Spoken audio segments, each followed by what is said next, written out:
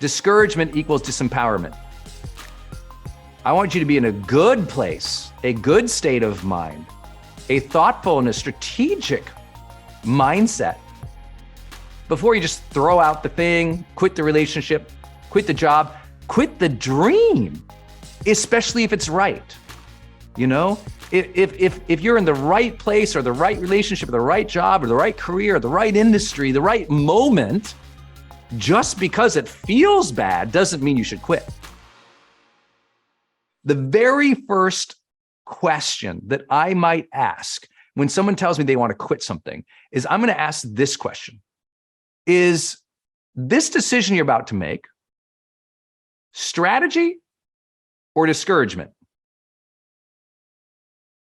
Meaning, are you thinking about quitting the thing because strategically you've thought through it and it's the right next bold move for you, your family, your career, your future? Or do you just feel discouraged? Right? Is it a logical thing, like you've sequentially thought this decision out, or do you just feel bad right now? Are you just discouraged because you've tried for a while and it's not turning out? Are you discouraged because you got some negative feedback? Are you discouraged because you got some rejected? Are you discouraged because you're disempowered in that relationship or that job or that career?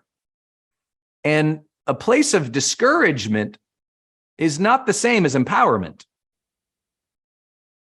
And we have to be aware of that. But what I want to know at the very beginning of the conversation is just, where are we? Have you been thinking through this? This is the strategic right move for you and your family, your life, your career? Or are we just kind of in a fed up place, a hurt place, a discouraged place? Because some people, they don't need to quit the thing. They need to learn to manage their emotions. That's a very different thing.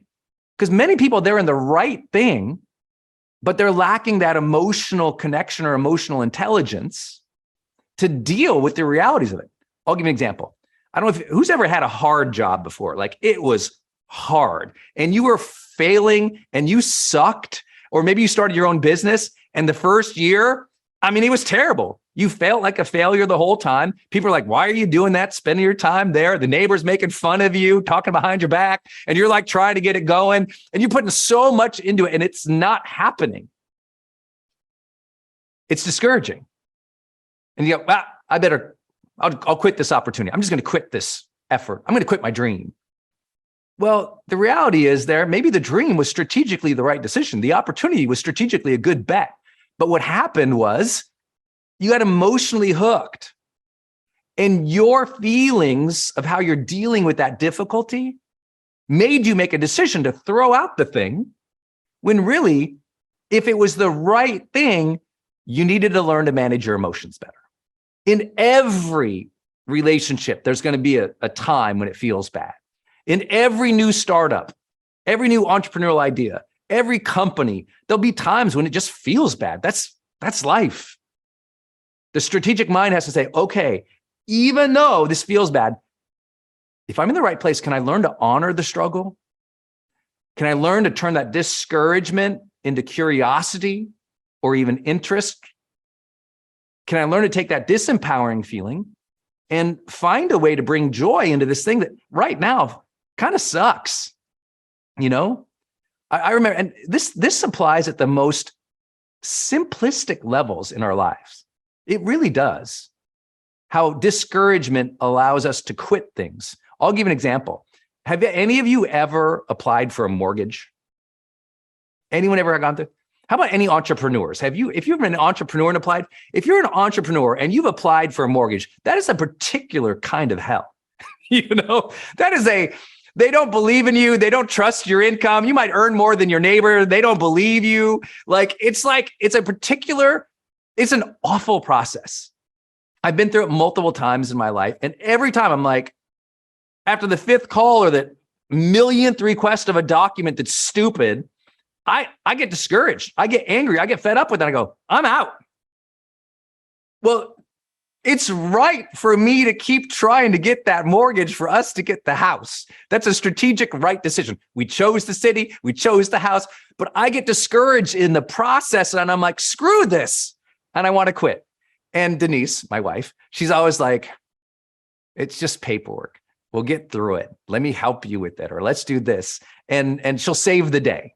Because for me, paperwork is a lot of pain. So you see how that's so small as an example? Such a small, simple thing. You quit things that are just paperwork things to get you towards your dreams. Think about that. Think about how many times you've just thought, I don't want to fill out this loan application. I don't want to have to reach out to them. What you do is you get discouraged, frustrated, or fed up with the process, and that emotional thing has you quit the thing that is required to get the strategic good outcome. And as soon as you realize that, like, whoa, I'm just giving up. I'm giving up on the right thing because I feel the wrong way. You really got to get your head around this one. Like, this is a major decision, right, in your life. You want to be thoughtful and strategic and intentional about it, not impulsive or acting from discouragement. Now, I know therapists on the line who's, Brendan, oh my God, you're such a terrible coach. Don't you realize that people, should listen to that discouragement? I'm like, oh yeah, absolutely. I just don't want you to live there or make all your decisions from that place. You can listen to discouragement. You can feel fed up. Notice I'm not taking away the emotion. In fact, the whole goal is here, where are we coming from? When people first propose quitting a marriage, a relationship, a job, an opportunity, their first proposal of, this is stupid, I'm going to quit, is impulsive, not strategic. And I, again, as a coach, when they first throw it at me, I want to know where they're at. Hey, it's Brendan. Thanks for watching this video. Please enjoy all the other videos on my channel. And listen, if you would love to have a daily exclusive life coaching audio from me, make sure you go get signed up for Growth Day. If you didn't know, Growth Day is the world's #1 personal growth app. And it's the app where you go and you get your mindset right, you set your goals, you track your habits, you take wellness challenges, and you overall improve your life so you can become more successful and joyous and happy. It's called Growth Day. It's an app. You can download it on your phone anywhere or just go to growthday.com and make sure you get it, because every day I leave that exclusive life coaching audio to help you level up and advance your life. Go to growthday.com and get signed up right now.